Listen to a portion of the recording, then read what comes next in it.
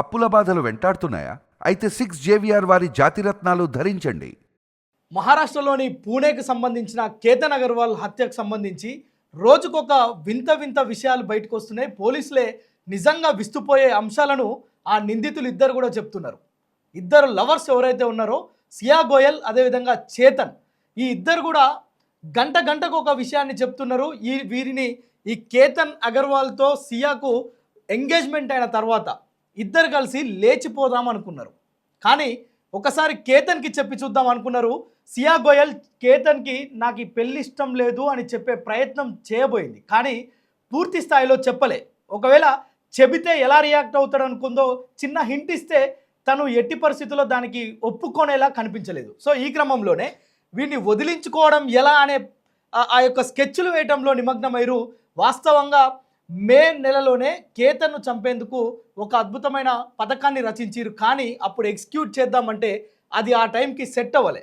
So మే నెలలోనే ఖచ్చితంగా కేతన్ని అంతమొందించేందుకు plan చేసి అప్పుడే ఇదే లోగఢ్ ప్రాంతానికి, ఎందుకు ఈ లోగఢ్ని ఎంచుకుంది, ఒకటి కాదు రెండు కాదు 3 సార్లు అదే ప్రాంతానికి ఎందుకు తీసుకెళ్ళిందంటే ఎత్తైన ప్రాంతాలంటే కేతన్కు భయం కనుక అక్కడికి తీసుకువెళ్ళి అక్కడి నుంచి పడేస్తే ఎవరినైనా ఇట్టే నమ్మియొచ్చు, ఏది చెప్పినా నమ్మేస్తారు. ఎందుకంటే ఆ తల్లిదండ్రులకు కూడా తెలుసు ఎత్తైన ప్రదేశాలంటే కేతన్కు భయం అని. సో కళ్ళు తిరిగి కింద పడ్డడని చెప్పినా నమ్మేస్తారు. సో అందుకోసమనే ప్రతిసారి ఒకటి కాదు రెండు కాదు 3 సార్లు తను అదే ప్రాంతానికి తీసుకువెళ్ళింది. మే నెలలో ఎగ్జిక్యూట్ చేద్దాం అనుకున్న ఈ ప్లాన్ వర్కౌట్ అవ్వలే. అప్పుడు కేతన్ తల్లి ఆ యొక్క టూర్కి అనుమతించలే.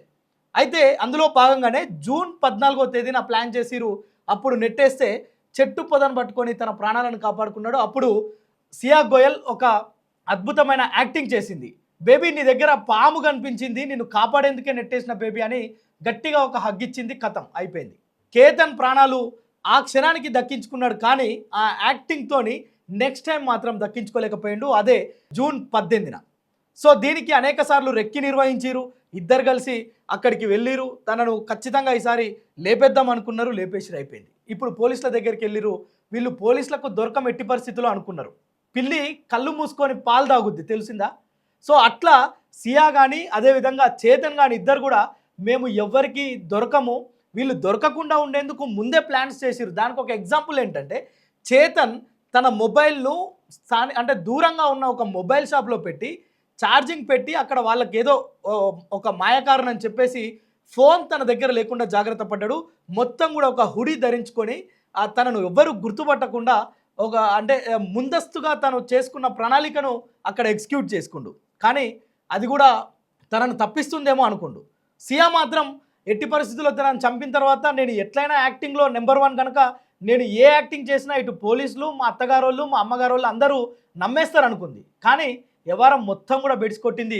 పోలీసుల ముందు ఇద్దరిని ఆపోజిట్ కూర్చోబెట్టి విచారణ చేపడితే నాకే సంబంధం లేదు, చేతనే చేయమన్నాడని సియానే చేయమన్నదని చేతన్, ఇట్లా ఒకరి మీద ఒకరు వేసుకుంటున్న పరిస్థితి. సో ఈ విషయాన్ని పక్కకు పెడదాం. తర్వాత ఈ కేసులో ఇద్దరిని విచారణ చేస్తున్న పోలీసులకు మరికొన్ని విషయాలు కూడా చెప్పారు. ఇప్పుడు మే నెలలో ఇది ఎగ్జిక్యూట్ చేద్దాం అనుకున్నప్పుడు కుదరలేదు. ఆ తర్వాత చేతన్ మాత్రం బలంగా ఒకటే చెప్పిండు అని సియా చెప్తున్నాడు. ఏంటంటే సియాకు చేతన్కు మధ్య ఉన్న రిలేషన్ ఇప్పటిది కాదు, గత కొద్ది నెలలుగా ఉంది.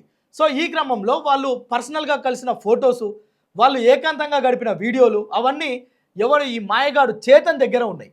సో నువ్వు ఎట్టి పరిస్థితుల్లో కేతన్ని కనుక చంపకపోతే ఖచ్చితంగా ఈ వీడియోలు సోషల్ మీడియాలో వదిలిపెడతాను, నేను నిన్ను వదిలిపెట్టను, ఖచ్చితంగా నువ్వు తనని ఏదో ఒకటి చేసి ఇద్దరం కలిసి కొంత డబ్బుతోటి మంచిగా సెటిల్మెంట్ అవ్వాలి మనం బయటికి వెళ్ళి అని చెప్పి తనను బెదిరించినట్లు సియా చెప్తుంది.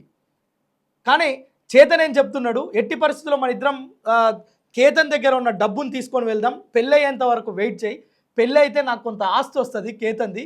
సో అంతకు ముందే కేతన్కి సంబంధించిన క్రెడిట్ కార్డులు కావచ్చు, తన దగ్గర తీసుకున్న గిఫ్ట్లు కావచ్చు, ఇక చెప్పాలంటే కొల్లలు వాడిని కేతన్ని మొత్తం అంటే ఎలా వాడాలనో అలా వాడేసింది. ఎందుకంటే తర్వాత చంపేద్దామనే ప్లాన్ ముందే ఉంది కనుక.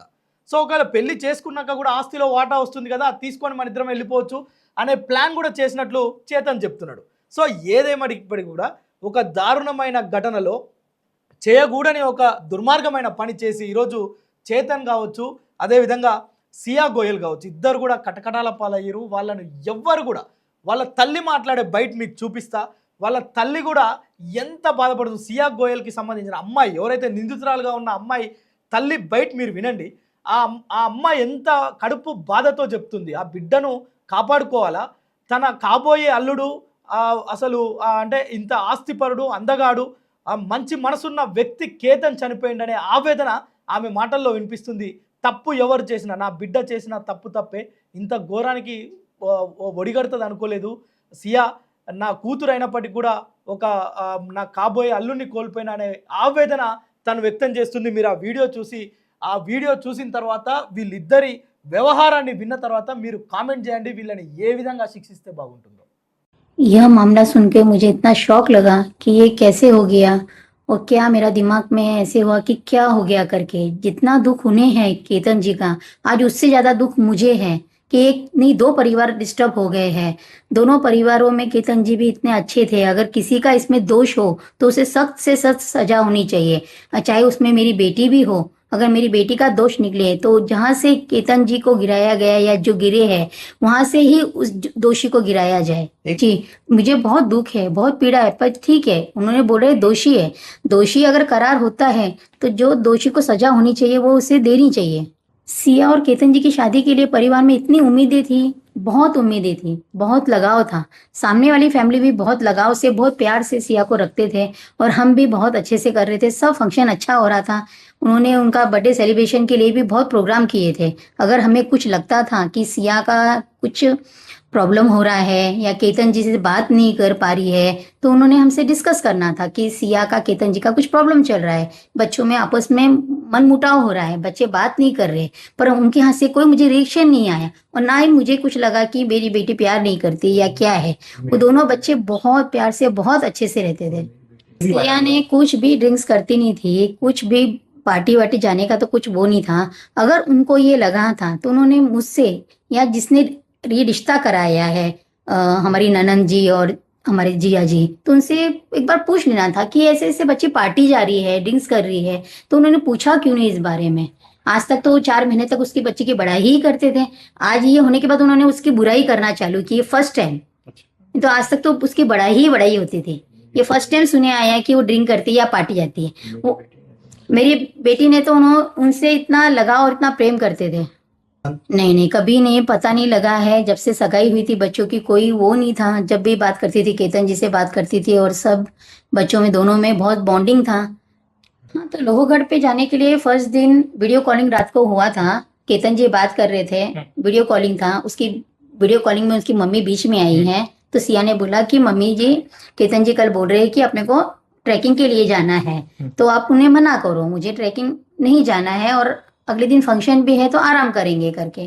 तो उन्होंने बोला नहीं बेटा जा। अगर आप ये बात उसकी मोबाइल में चैटिंग में भी है, उसने सब चैट डाले हुए है कि मैं नहीं जाना चाहती हूँ, पर केतन बोले नहीं अपन जाएंगे और अपन चलते हैं करके, तू टेंशन मत ले।